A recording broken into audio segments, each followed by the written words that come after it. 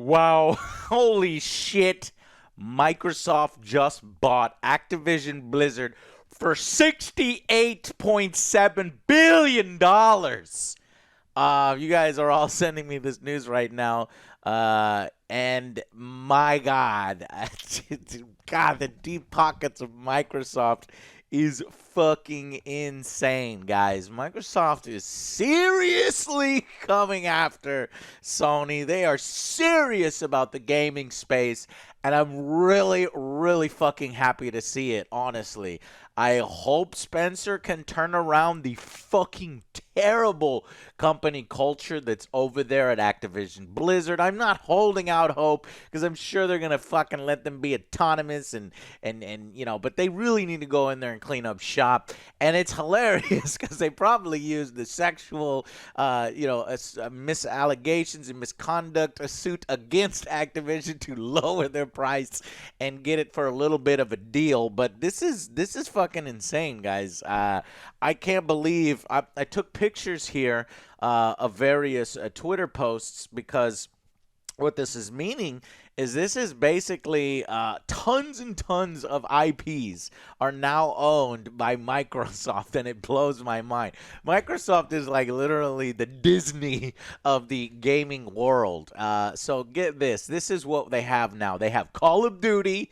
They have Diablo. They have fucking Doom. They have fucking Halo, obviously, from before. These are mega franchises that are now owned by Microsoft. But there's more. There's Warcraft, Overwatch, StarCraft, Crash Bandicoot. Crash Bandicoot, an icon of Sony and PlayStation, the PlayStation 1 that arguably really helped that console, is now owned by their competitor Microsoft. This just blows my mind. Guitar Hero, Tony Hawk Pro Skater, Fallout, of course, from the Bethesda, but they've not really done a whole lot with that yet. I think we'll talk about that in a bit.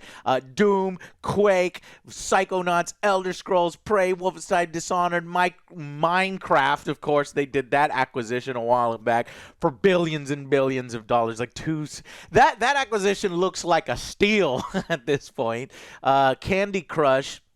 This is fucking crazy, and this is in addition to the ones they already own, stuff like Halo, I said, Forza, Fable. I can't wait to see a new Fable. Gears of War, Perfect Dark, Empire, Age of Empires just came out, Killer Instinct, Banjo-Kazooie, Battletoads, Conquer, Viva Pinata. I would love to see a new Conquer. These are major franchises just showing how serious Microsoft is about getting back on track. And I used to be a huge Microsoft and Xbox fanboy. When the first Xbox came out, I was all about it. Like I was into console wars. I was young and dumb back then, but this is inspiring me again, thinking that Xbox can really turn things around and hopefully get that new management under there. So even more, they now own Blur, Caesar. These are franchises. Of course, Call of Duty, Crash Bandicoot, DJ Hero, Empire Earth, Gabriel Knight, Geometry Wars, Gun, Hearthstone, Heroes of the Storm, Hexen, Interstate 76, King's Quest, old Sierra shit. I would love to see Sierra stuff come back. Laura Bow Mysteries, The Lost Vikings, Phantasmagoria, Pitfall, Police Quest, Prototype, Quest for Glory, Singularity, Skylanders. Does that include Spyro the Dragon, another Sony thing that Microsoft has snatched up? Singularity, Soldier of Fortune would be cool. Space Quest, Tenchu, Time Shift, True Crime, Zork. A lot of these I've already said.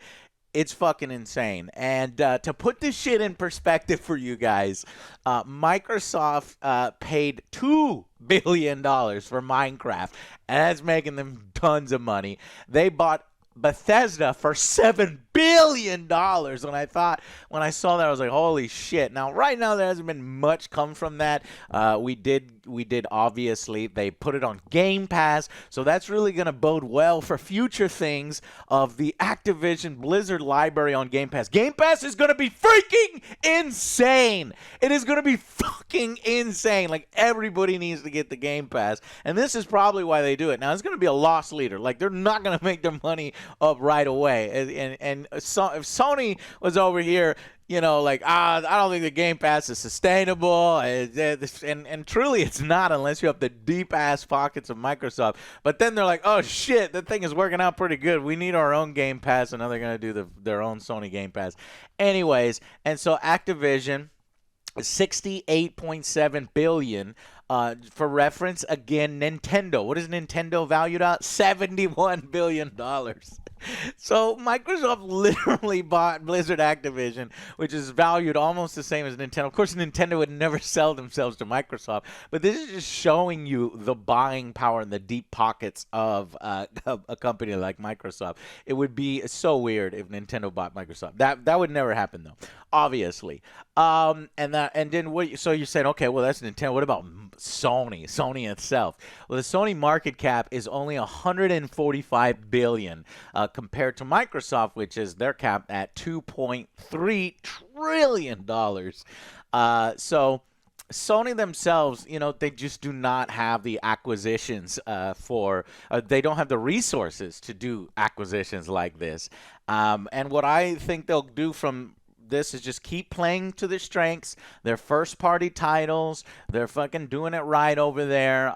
But what's they're falling behind on is that box product $60, $70 price up front for games that may or may not be fucking awesome. Now, Sony's been hitting out of the park, right? So they are fucking awesome. But there could be games that aren't fucking awesome. Look at fucking Destruction All-Stars, stuff like that. You don't want to pay money up front for that, and, which it's like $20 now, charging after release. It's just insane.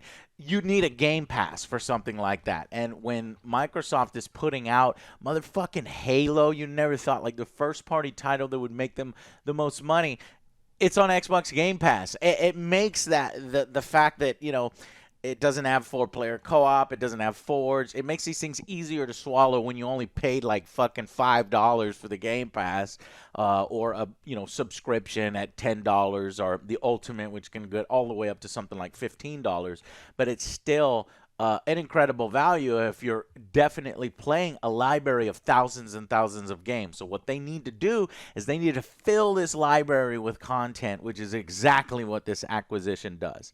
I think it's going to help Activision Blizzard more than it's going to hurt. I mean, they have taken such a PR beating, been mishandled so much by management. I would love it if Xbox went in there and just fucking clean shop, but I don't think they're going to do that, because then they would get bad press of people losing their jobs and shit. And it's not like Activision Blizzard would give a fuck, because they don't care about firing people. Well, they don't care about firing the lower people, the frontline workers. But, they probably kick up some dust and stuff. And, it sucks. The only thing that sucks about this is fucking Bobby is laughing his ass to the bank. He's probably going to make like I think it's like $290 million that he can bank home.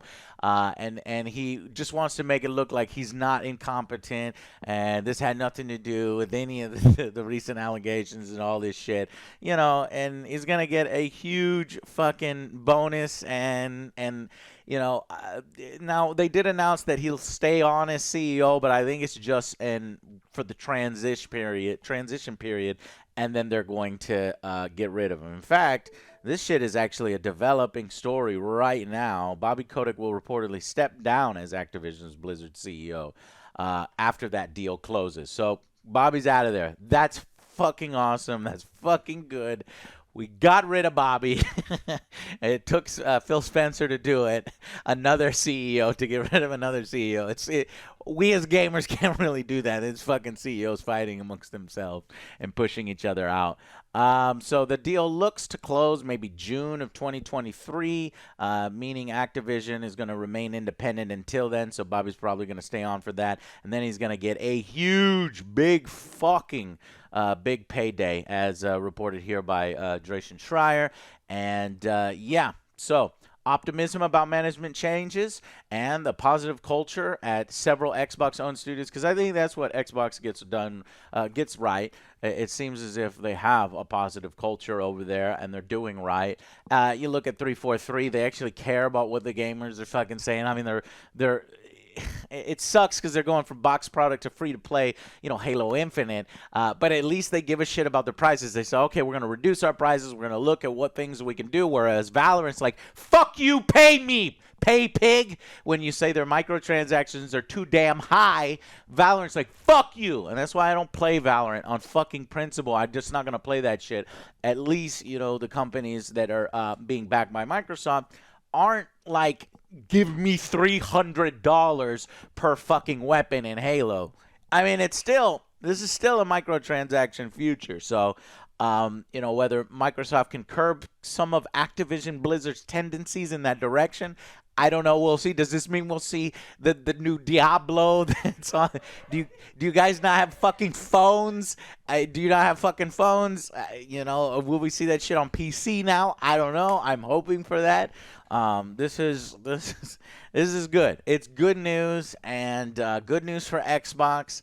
It definitely is good news for competition. This is going to put Sony a little fire under their ass, and like, oh fuck, we need to bring it hard, because it looks like Microsoft is gearing up to fucking slaughter, to fucking just bring the games, to have the best services. They want to be the Netflix of gaming, even though Netflix is trying to do their own gaming service, but it's like little mobile games and shit. It's not working. This acquisition is going to help Xbox and the Xbox brand out a lot. It's just that weird thing that it's like,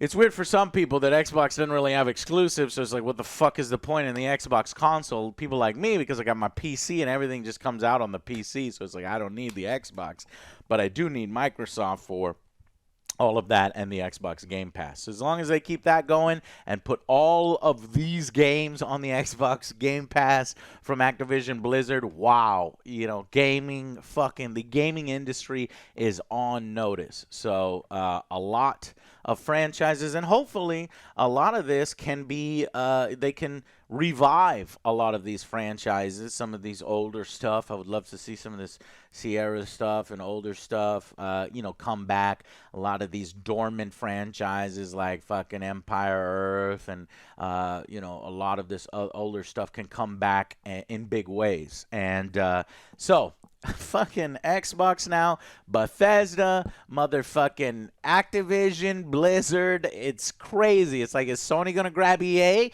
Can they do that? Because if you think about it now, fucking Xbox owns Call of Duty, which is obviously the hugest part, and Halo.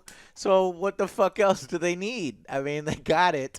All they would need is Battlefield, and and EA's fucking up Battlefield at this point. So, is Sony going to try to get EA? I don't think so. I think Sony probably doesn't want to make that move. Now, I do think Sony needs to grab up some of the studios that work closely with, like the Dark Souls studio, some of the other studios. You guys can suggest some. They probably need to go out and grab maybe some of those and strengthen their first-party portfolio.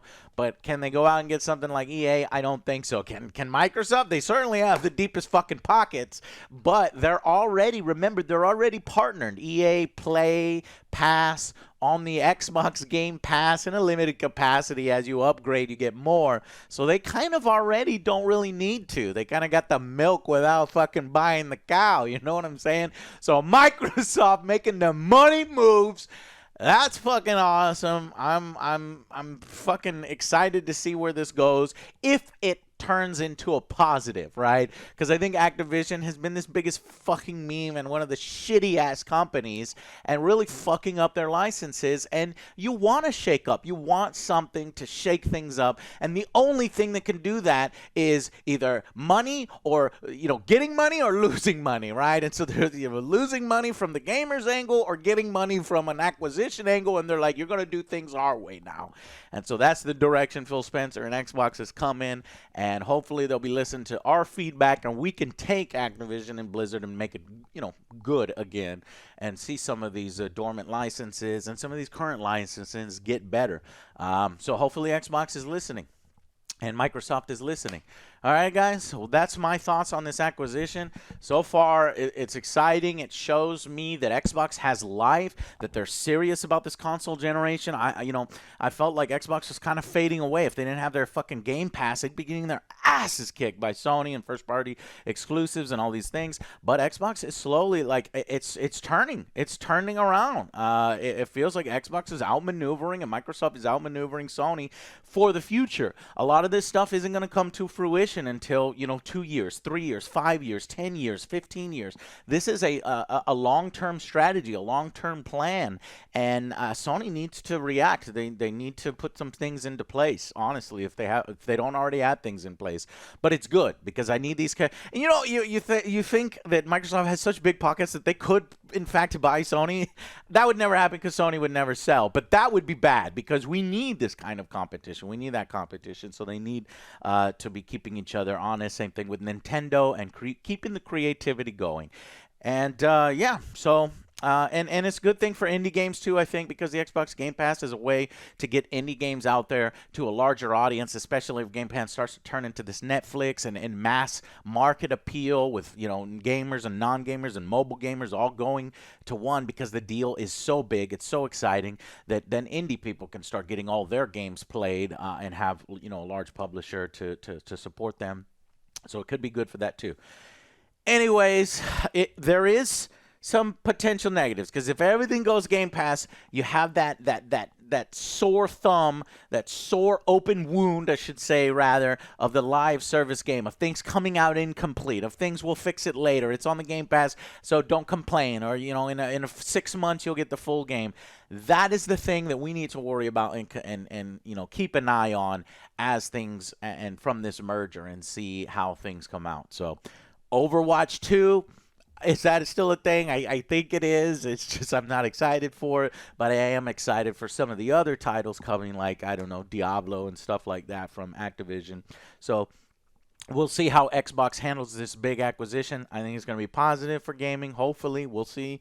But it does, it does remind me that this, like, there was a parody on, I think it was Parks and Rec, that it's like Exxon and Chipotle and a bunch of other companies are partnering up for cross synergy, and it's like there was only like 8 companies left in America, and one of America's 8 companies.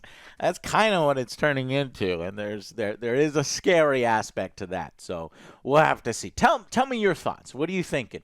Good thing, positive thing, negative thing, scared, optimistic for the future? Let me know in the comments. This is breaking news. I had to do it now. Don't have the boys over here to do a full news setup. So we'll get their opinions and on the news episode on Monday. This is breaking news that I wanted to bring to you now. Thank you guys so much, and I will see you on the next Angry Joe Show. Bye, guys.